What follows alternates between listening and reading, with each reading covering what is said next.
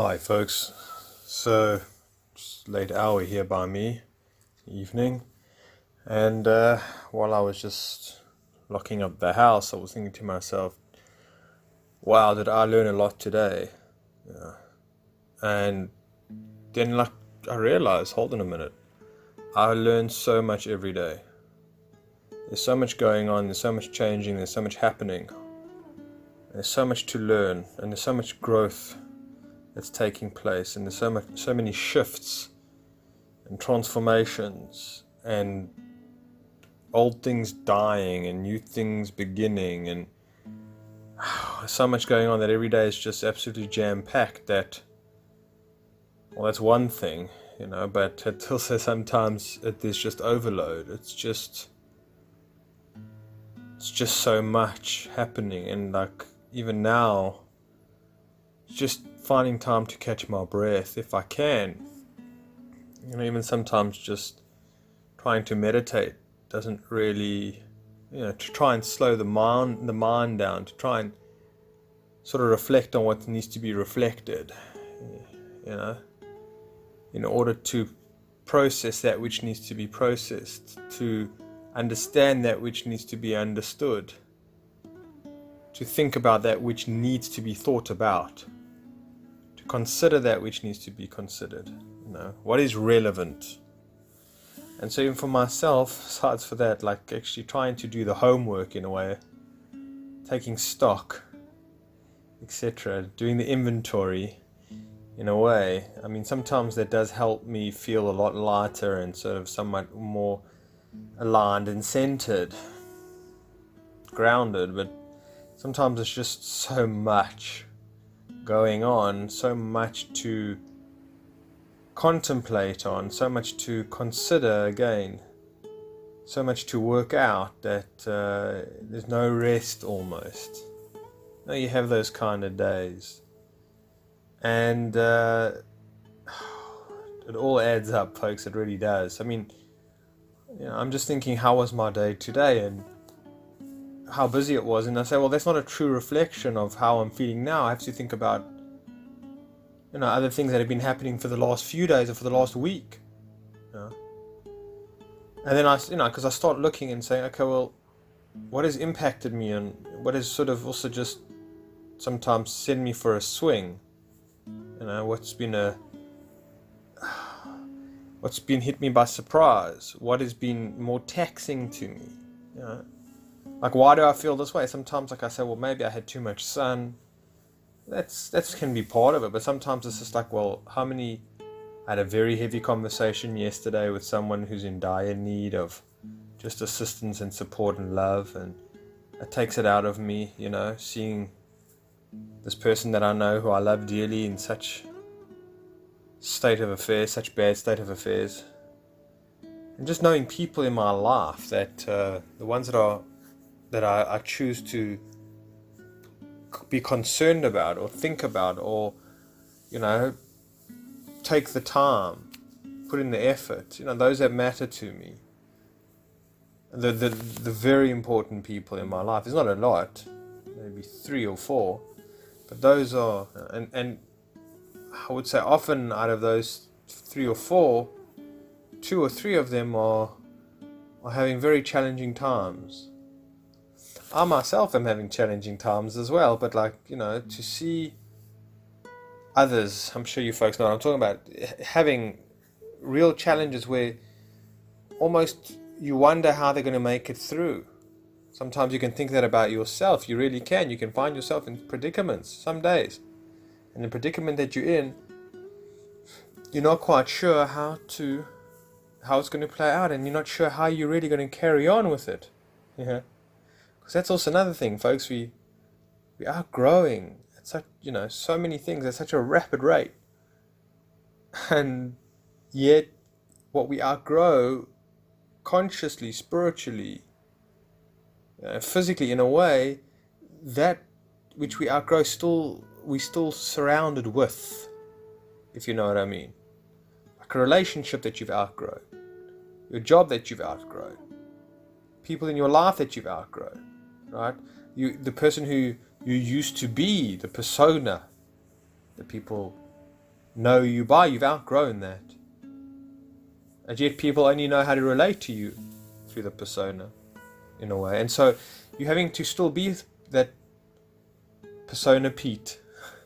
Peter the persona. So I don't know, something like that. You're still having to play that character to a certain degree. And I've been meaning to do a talk on how anxiety, we feel anxiety by having to play a persona and not being able to be authentic, right? And I've been also wanting to talk about how that we feel, like sometimes, I know when I used to smoke cannabis and I was around my family, and you've heard for people that have a hard time with it, they don't want other people to know that they're smoking, in family and certain situations, and they feel people are knowing that you're stoned, or that you're high, and they look at you weirdly, but you get a bit paranoid. Sometimes when you start dropping the persona, that's something. This is a conversation for another time, but the fact is that people start, there is a subconscious feeling within the restlessness of them, because now you're changing and they don't know how to place you in their sort of fantasy world, in the character that you used to be, in the theme, in the narrative. They don't know how to place you. So that's also part of it. You outgrow it. And we outgrow the world. We outgrow this reality. We outgrow like the politics. Jeez. We outgrow the dogmas. We outgrow. And yet, but people are still in that same reality tunnel that you used to be. Right? And that's what they subscribe to. And that's what, you outgrew your friends who you just used to speak about the soccer, the sports or something like that, and now when you're around, that's a bad example, but now when you're around them and they're talking on that level, it's just for yourself. It's you could probably bear it for 15 minutes before, and then 10 minutes, and now you can't stand it for 5 minutes. In fact, you just don't even want to be around them, right? So a lot of people, that's what I'm thinking, folks like ourselves, we're really retracting now from people, because our tolerance level is almost at zero. So we've outgrown it. That's how we've outgrown the lack of integrity in the world. We outgrow the fact that there's advertising everywhere. We outgrow the music that is just ghastly. And the other day, I don't know why, but wherever you go, there's music. You go to a dentist, waiting in the dentist room, there's music, right? You go to shopping centers, you go to restaurants, wherever you're going, right? There's just music playing everywhere. I don't know, we're just obsessed with music and big TV screens. And loud music. It's loud. I was at a dentist. I had an appointment, a checkup, and they're playing this music, and it was this hip hop rubbish trash. And I said to the woman, the reception, I said, please, can you put the music softer? So it was also very loud. I'm in a dentist room here. You think they'll play something tranquil, but it was some hip hop rap with really, the lyrics were disgusting and disturbing. And so then as it is in the dentist room, because it's all linked up. There's a whole sound system in this dentist. In whatever you want to call it. And so it's the same as a loudspeaker, connected in the roof as in the waiting room. So when the receptionist turned the volume down, the dentist came out and she said, "Why are you turning the volume down?" So the client's saying that, or whoever it was, the patient, I wasn't liking the music. And then she says, "What's wrong? It's the top 40." They were just streaming it off YouTube, basically, And I said, "What's wrong with it?" So for myself, what's wrong with it? I don't even know where to start. What's wrong with it? And so it's hard. It's hard to walk into the other rooms in our houses if we live with other people, and we see them watching absolute trash on TV. It's very difficult to do that. It's very difficult to try and be in conversation with somebody who's, keeps on looking at their cell phone. We are growing it in a massive way. There's a lot of things that we are growing. And so this also causes some of the overload, the overwhelmment of living in the times that we do. This is another point that I wanted to get at, is that I don't quite know how to put this. Sometimes I walk around a house that I'm renting and I'm living in, and I say, do I really live here? I mean, the house that I live in is not mine, because I've never built it. I've never built a house. I've never designed a house. And I'm not saying that I've gotten some other people to build it for me. So I'm talking about for myself. I haven't ever, I'm saying with my own hands. Right? I haven't made it my own house. I haven't built it myself. I haven't set up the rooms how I would want. I live in a house where it's tiled throughout the house. Some of you folks might love tiling. I hate tiling. I think it's cold. I think it's sterile. I think it's not homely. I mean, I grew up with carpets in my room, in my house, and as a kid you play, and a child you play on the carpet. But today, everything's got to be so slick. I don't know, tidy, white, shiny, new, no dirt anywhere. So you got a small little mat or rug or carpet that the kids play on. So the house that I stay in, I live in, I look around and I say, is this my house? This is not my house. Can I call this my home? It's not my home. Some of you folks might be staying in a 1-bedroom, 2-bedroom apartment. You're staying with other people, maybe staying with family members, maybe staying with your husband or your wife. That's also another thing. You look around and you say, is this really where I live? And are these the people that I really live with? Is this my reality? And when, for myself, when I look at that, and I look at the people that I live with, say, is this authentic? You know what I mean? Is this genuine? Because this is, it's not. The people or person that I live with, they don't necessarily know who I am. To a certain degree. They don't know my depth. Actually, I'm just recording here, folks. They don't know my depth. They don't understand my thinking. They don't understand my behavior. I can't really get into deep discussions with them. I can't really share what, for myself, like for example, okay, now I'm in the house by myself. It's a 3-bedroom house. It's massive. Garden's massive. I was supposed to live with other people, but they didn't turn out that way, which is probably for the better. So I'm on my own. Right? Again, is that my reality? Is my loneliness my reality? Is that true? It is true, but I'm saying for the person that I am, I love conscious people. I love loving, supportive individuals. What I would do to know that in the next room to me would be somebody that I could turn to just to have a chat to, or just know that I'm living next with somebody who's also on this traveling journey with me. They're not glued into TV land, They're not on another planet. Right? They're not in another dimension. They're on the same page as one another. And so that's it. So you look around and you say to people, is this real? Because I certainly don't feel, even for myself, I don't feel that this is real. I feel it's more like a dream. I really do feel life is becoming more like a dream. Even when I look at myself in the mirror, or I look at my body, it's somewhat foreign. Because I know I'm still looking through my body through some kind of template, some kind of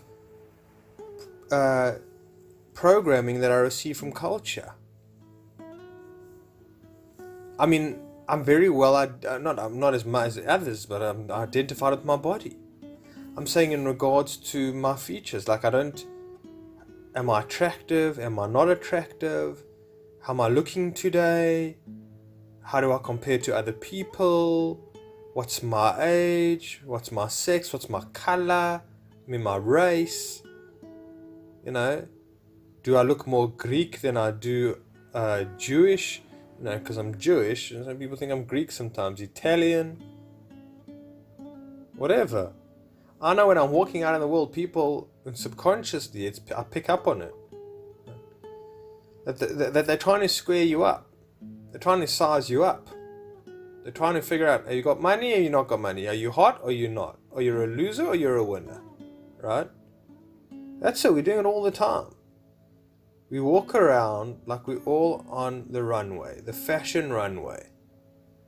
And so for myself, I'm losing the concept of that.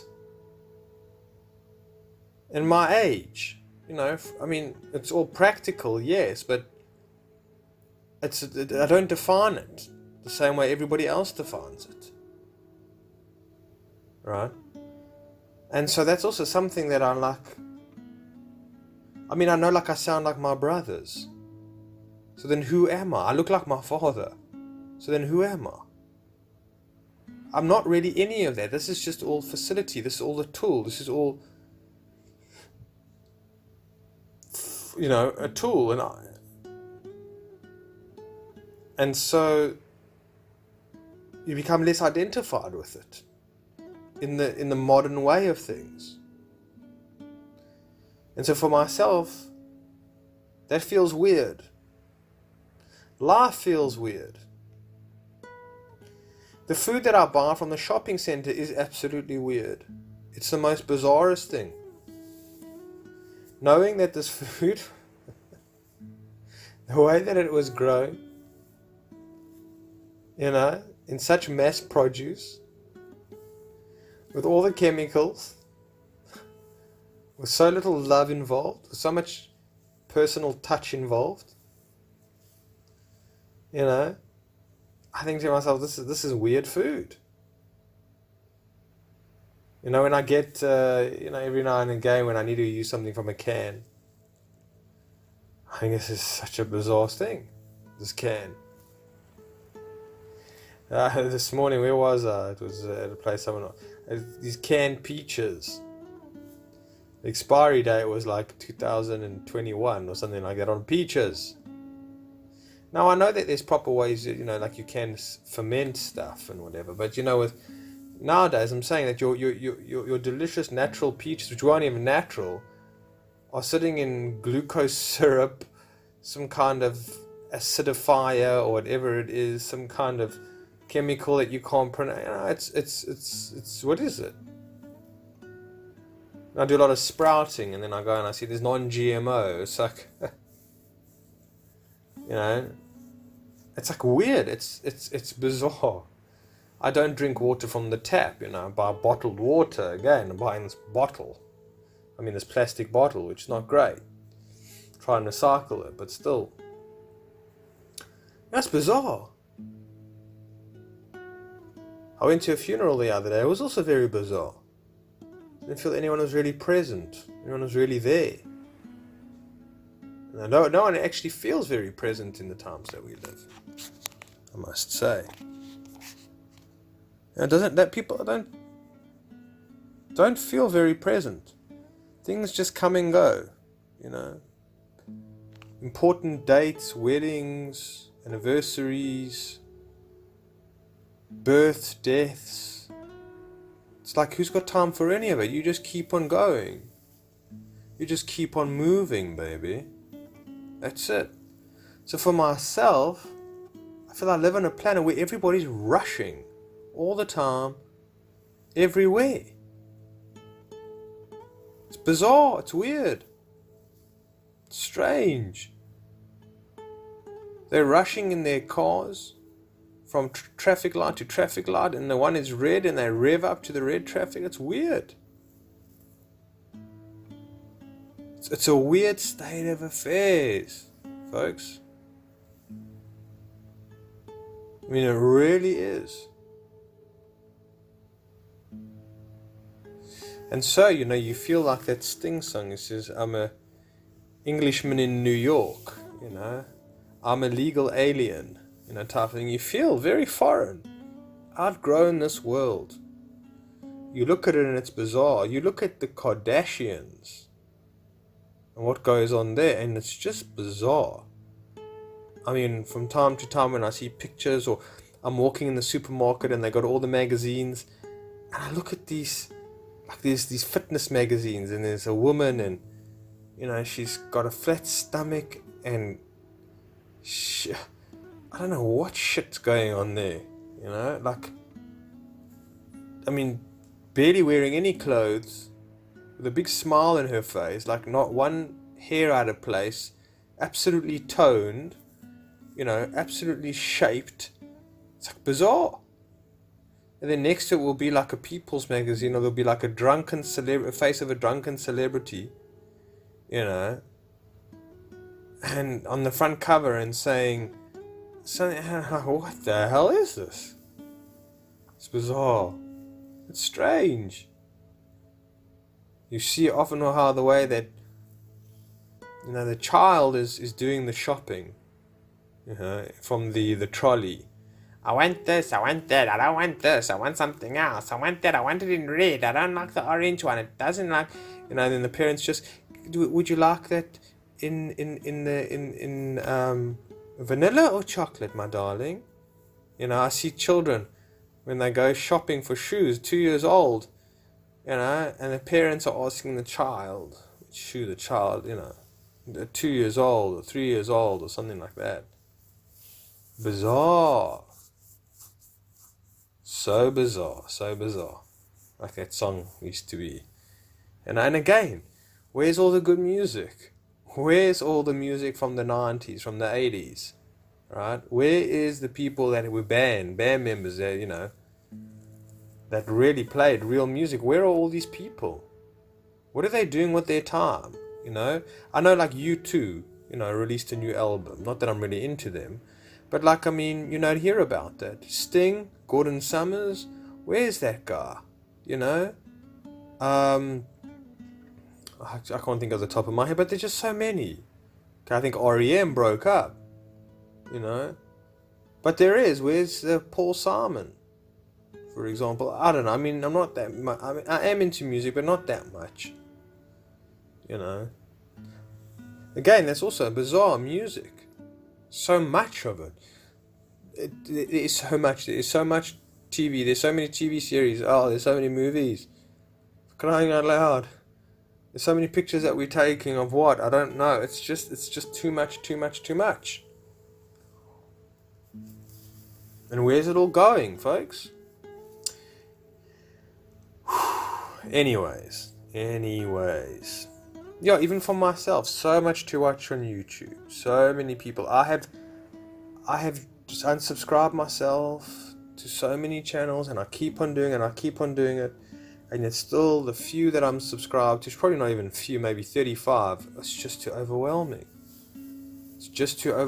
And the podcasts that I listen to, guy releases a podcast, 2.5 hour podcast. I'm like, no, please, you didn't. Because I really want to listen to it. And by the time I've only got to 45 minutes of that podcast, they've just released another 2.5 hours. I'm like, no. For heaven's sake. So you have this fear of missing out, FOMO as they call it. Yeah, people, we weird, eh? Take these funny photos of ourselves with these, what do you call it? With bunny ears and a big tongue and, what are these Snapchats? I don't even know what it's called. Weird shit. People sometimes will, say, let's see how you look with these pair of sunglasses on. These, augmented these things. Look at these sunglasses on you. I'm like, please don't bring that near me.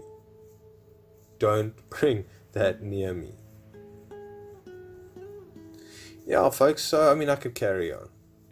You see relationships amongst people, like people that say that they're married, or whatever it is, and husband and wife, and you just see what a farce it all is, I'm saying that when people, we don't even understand what love is. We are so self-involved, so self-serving. Anyway, that's something else. We're a strange species. We absolutely are. Anyway, so I don't know what I'm saying here, but the point is that for myself is that overload and the anxiety of living, folks. The anxiety, like for myself now, I could take myself, because I'm on my own, the house is empty and it's lonely, and I could take myself off to where, down the road where there's some restaurants and there's a nightclub and, and there's maybe like a bar or two, but again, I can't speak to anybody there. I can't find one person that I can have a conversation with. And most of the people are drunk. And there's big TV screens everywhere. And they're playing rugby or there's football on, and every time somebody scores a goal, everyone shouts like, you think somebody just opened fire somewhere or something like that, and you freak out. And so for myself, it's like, is that authentic, me going there? And what for? What for? And sometimes it's upsetting. It's upsetting because, I walk around and I see these people and they just so... Because it's Saturday night as well, so that's also another thing. But so worlds apart. I don't even know how to talk to them. I don't even know what to say. So I walk around like a ghost. I think, isn't this strange? Anyway, my point being, I suppose, is also trying to be authentic in an inauthentic world, and trying to be grounded in a groundless world or a scattered world. It's a hard go, folks. It's a tough challenge. There's no question about it. So I think there's so much I could say, but not to go on for much longer. I think the one point that's important is that we be careful of overload, and we're seeing that which is impacting us greatly, and seeing how we need to distance ourselves from that which we need to distance ourselves from, whether it's to a certain degree, whether it's people, technology, whatever it might be that is not working in our favor. And we know that, but we need to be very, very vigilant now. We need to really know ourselves and know what really overwhelms us, what really stresses us out, what really bothers us, what really makes us be inauthentic, what really compromises us, what really is unhealthy for us, in other words. We've got to really know the fine difference between it. And that which we can do something about, we bloody well do something about. And that which we can't, well, you don't give up. I'm saying you surrender to that which you can't, and you be patient, and you wait it out, and you learn what you need to learn through it. So on and so forth. Alright, folks, ending off for now. Taken up 29 minutes of your time already. So I appreciate that. I'll chat soon. Take care.